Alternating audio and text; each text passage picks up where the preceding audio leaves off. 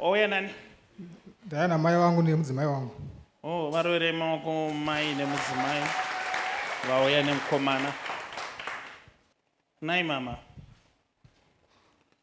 Mama. Hongu. Mama makadi. Tofara makadiwo. Hamusiri matanga mega. Munhu yanotyisa unoyi. Unotaka hongu pasina hongu yacho yorudairo. And I think kuti munhu anogona kutobvuma nezvinhu zvaasingazivi kana akamira pamberi apo. Unonzi ani hongu? Anyway, mama, ndiri kuona hangu kuti nyaya yamafambira ndeye mwana mukomana ari kutseka madziro nenyaya yekuti ari kuti vana havazivi vake. Munhu waMwari maita zvenyu, mutondibatsirawo. Nokuti mukomana uyu ari kuti mwana wangu ari kuti vana havasi vake. Vana ava vakafanana nawo zvisingamboiti, havabvunzwi. Vakatofanana neuyu? Hongu, havabvunzwi, ndibatsirewo munhu waMwari.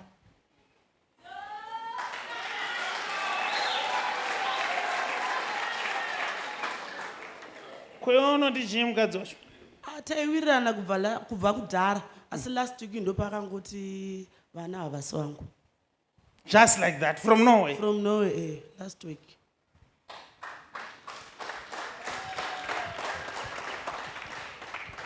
Ndanga ndichitongokumbirawo munhu waMwari kuti kana riri dhimoni rakapfeka vana ava derabviswa. Amai vakangwarira, shuwa dzimba dzinotoparara kane chizvungu, mwana haasi wangu, mwana haasi wangu. Kwewo sei uri kuti mwana haasi, vana havasi vako? Hakungodawo kuziva munhu waMwari.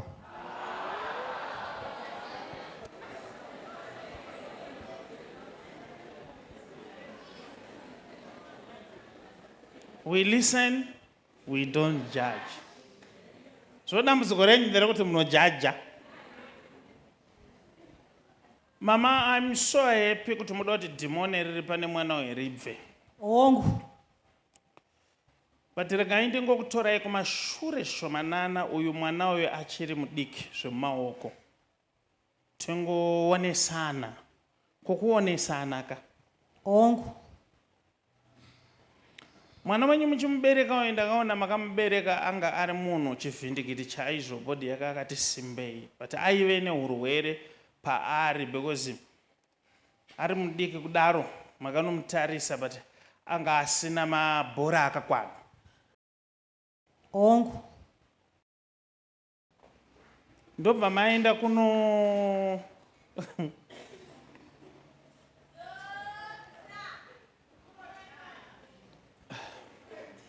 ndobva maenda kunoita akaitwa maoperation achitraya kubatsirwa nedzimwe nzira dzakadaro, but unfortunately madoctors akakuudzai kuti pamaoperation ataita akona ikutsva zvenyu mama nyatsomirai mushe akakutaurirai kuti pamaoperation ataita haana kubudirira, kureva kuti mwana uyu wainzi une complication yekuzotadza.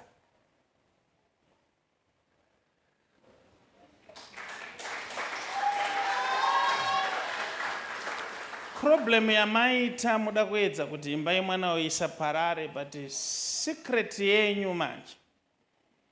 Ini ndaifunga kuti dai secret yenyu makaishare nemwana wenyu kutanga musati maenda kumuroora. Because confusion yapo iko zvinezvi ndeiyi.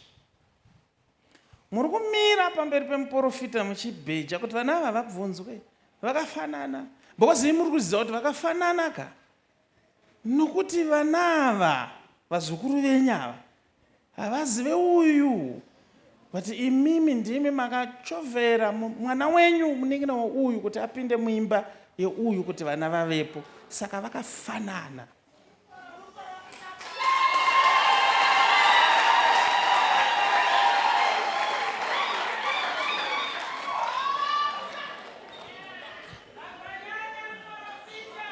Ndingangoti muroora wangu ndinoimba naye. Mama dai mangochinyarara nokuti kuvimba naye hakuna zvakunobatsira, nokuti Alright, inini I will go brutal manje mana ada kutaunga ada kuita zvekudaro ndichimbotaura musha. Ndikutaura zvakanaka but pane dzimwe nhema dzisingaiti. Mira ndikuradzei nhema dzacho. Iwewe uri munhu anonamata chaizvo unotya Mwari? Muna Mwari. Bamunini vakakuti kudii panyaya yevana 2 ava? Vakanditi ivo vakuda vana vavo.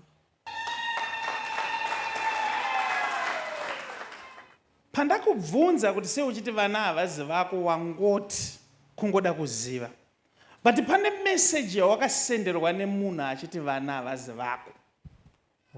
Munhu iyeye munin'ina wako. Because akuda vana vake. Saka ari kukonzeresa confusion. Yekuti iwewe utange kunetsana naavo. Chiri kuita ndikubudiri pachena nyaya idzi inyaya yekuti madira akuita vana vake hazvichakonteinika, ichaita secret.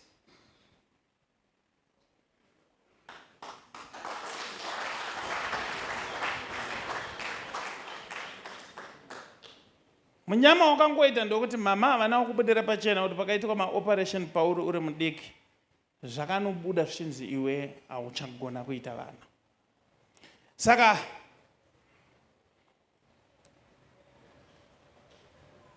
iwewe wanzwa izvi zvabva mumuromo because ndo wakatanga kuti vana havazi vangu nokuda kwemessage. Uri kufungei? Kongo.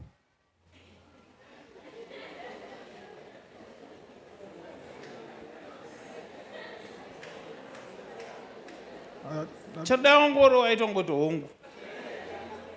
Because zveshuwa unopererwa, you never know what to say. Unoti chi? And I'm not garabasa.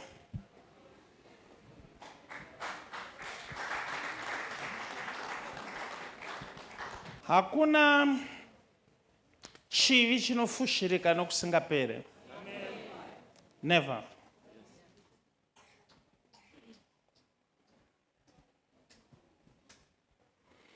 Ngwarira kuchera gomba uchida kufushira rimwe nekuti hapane vhu. Zvivi zvinoturikidzana kana uchida kuvhara chimwe chivi mwanangu. Uria akafa nekuda kwaDhavhidhi naBhetishebha. Uria akafa nekuda kwaDhavhidhi naBhetishebha. Akanyowana musati makanzwa ikako. Nangokaimba kakadaro. Kana uchida kuvhara chivi, unochera gomba. Uchida kufushira gomba asi pasina ivhu. Unopedza kurifushira but unenge wachera rimwe rakaenzana nerewafushira. This family is in a mess. Kutotenda Mwari kutoti hapana zviri kuzoitika. Ndosaka Mwari vandipa nyasha dzekuti nditaure navo. But otherwise, bamunini vari kuda mwana, vakuda vana vavo. Endo unomita semunhu akati chindipa vana vangu. Nai Murora. Bamunini sei vakuti vakuda vana?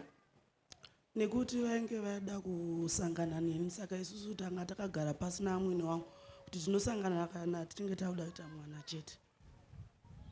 Okay, kuroti arrangement yange iripo ndeyekuti avanongouya kwamuri kuti muite vana. Zvotenda. Saka bamunini vanga vakuda kusangana nemi mubva maramba. Shuwa kana varaidza poto kavanodaro. Varaidza poto. Goodness yenimesi iriyo amana timret batamutumwa uponesi. Big Sunday yakasiyana nemamwe. Big Sunday na Prophet Tifredi. Uswa Sunday 23 March 2025. Zviri kuitika kubva na 10 mangwarani kusvika na 4 zuva rovira. Tinenge tiri pa number 11403 kona High Glen Road na Mushayabande Road, Glenora B Muharare. Pane zvihombe zvakakumirira, saka wanikwa uripo panzvimbo. Goodness and Mercy Ministry big Sunday ne munhu wa Mwari Prophet T Freddy Sunday 23 March 2025. muchida kuziva zvizere fonai panhamba dzinoti 0712 528 094 kana 0778 059 270. Muzazondisiya baba, muzazondisiya.